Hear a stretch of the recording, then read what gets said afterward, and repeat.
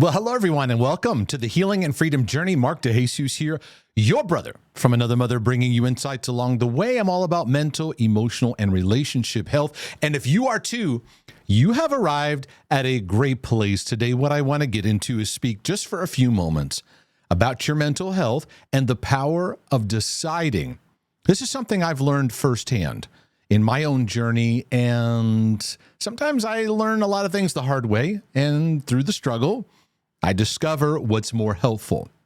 And there's two things that I did on a regular basis in the early days of realizing the heaviness of anxiety, even panic feelings, obsessiveness, depression.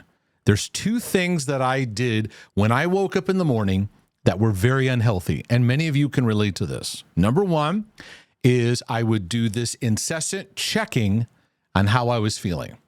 Now, in first waking up, most of the time, thoughts were not great. Mood wasn't amazing. So I would check them and then do a lot of hyper analyzing. And then the second thing that I would do is I'd let how I felt first day in the morning dictate the start to my day. So I'd hit the snooze bar. I would introspect, kind of just ruminate over what's going wrong, why I can't seem to get over things or break through. I would just stay in the spin cycle, not the gentle cycle, which would lead me towards improvement in my thought patterns and the direction I was headed, but just staying in that spin out. I would feed despair, and it would just tack on and tack on, tack on. And so what I discovered that was way more helpful was I discovered the power of decision. And I want to talk to you about empowering your mental health by deciding, because I would often just let the day show up and I would kind of react to it and go with it where it was taking me and just let the waves of the day just take me out until I learned the power of decision. And what do I mean by the power of decision? It's the ability to choose where I'm going to focus my attention and move forward in it with my day. You see, I did a lot of introspective checking. And many of you do that. You check all day long, how you're feeling, how you're doing. And then when you check, you have a tendency to focus on what's going wrong. And you spinning it, and it keeps you stuck. It keeps you discouraged. And I had to realize I need to decide and just keep following the new decision. That I'm going to face my fears. I'm not going to feed my fears. I'm not going to feed my obsessions.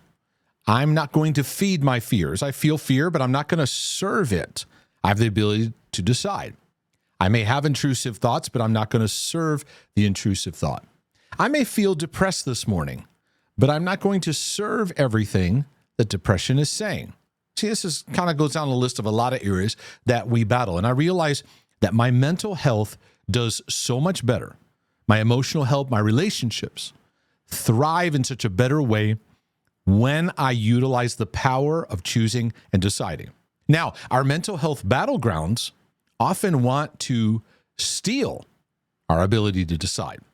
And some of us in our decision making and choosing, we want God to just show us, decide for us. And God isn't going to decide for me. He's given me the ability to choose. It's something that the scriptures even talk about. Choose you this day. We want God to give it to us, and we also want it to be easy. We want it to be something that just flows. We just make a decision, and it just flows. We want to make decisions and just not have any resistance. And then if there is resistance, we're like, oh, maybe this isn't God, because somehow we've been taught along the way that if you follow God, you won't have resistance, that if you make decisions and you have fears that rise up, that maybe you're making the wrong decision. Somewhere along the way, we've been taught a wrong message. And part of it is that when you take steps forward to work through things in a new empowered way, that it's just going to flow. That's just going to be easy. No, I took a new trail, and it's something I practice to this day.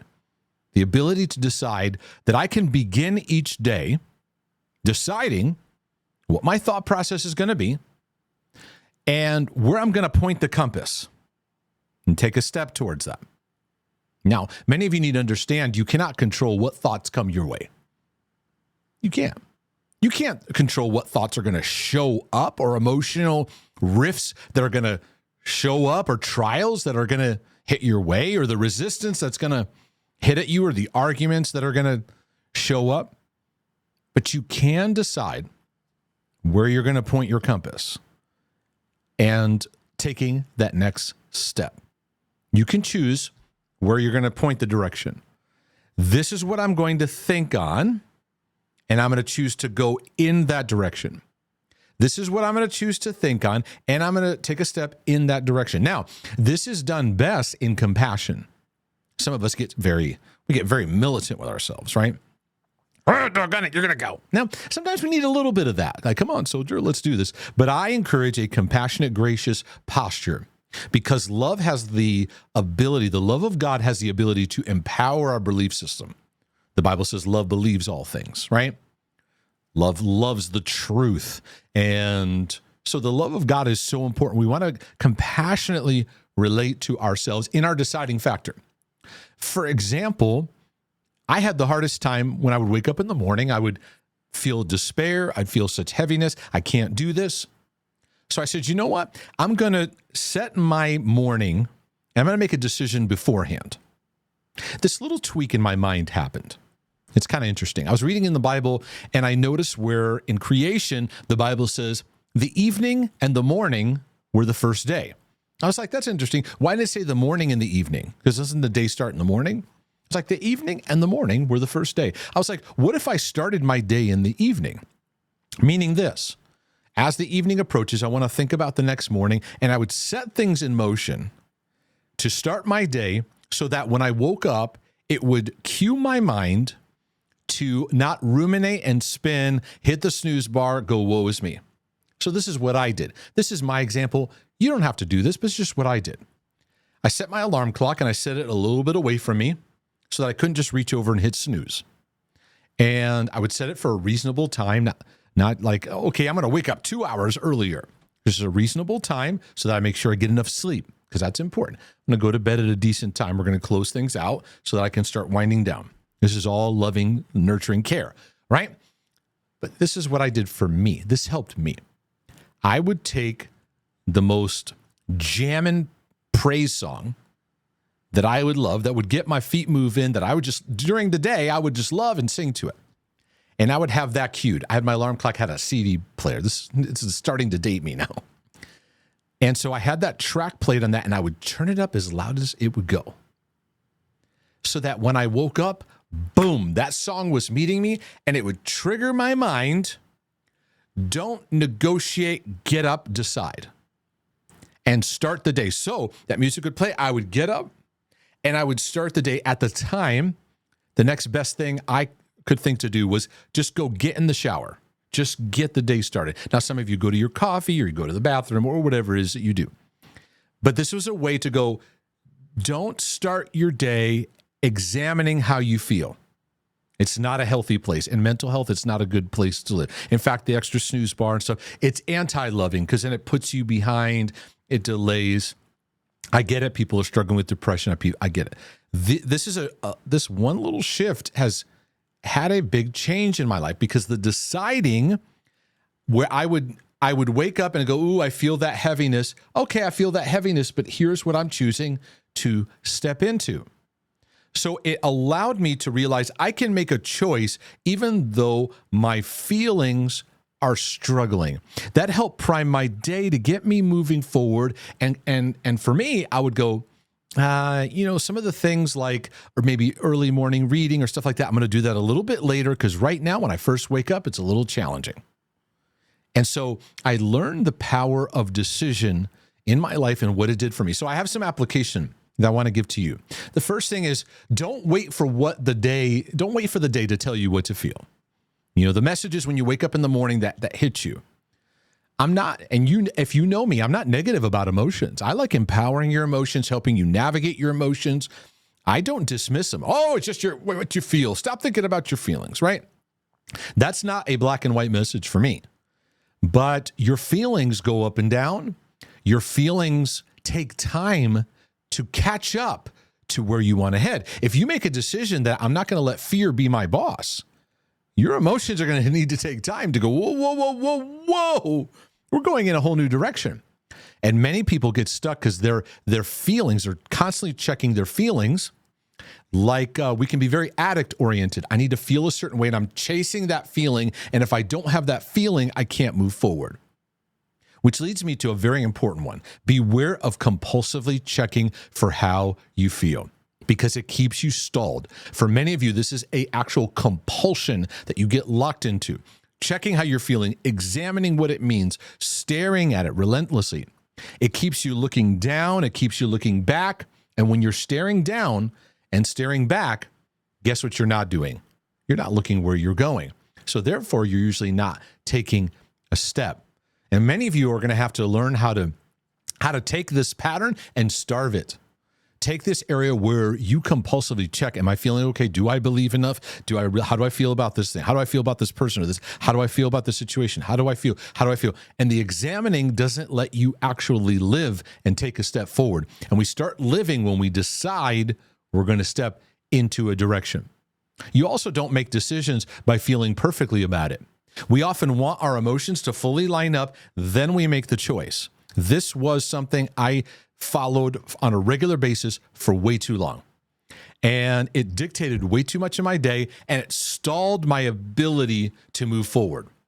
Now, when you make a decision, decisions lead to taking steps and movement.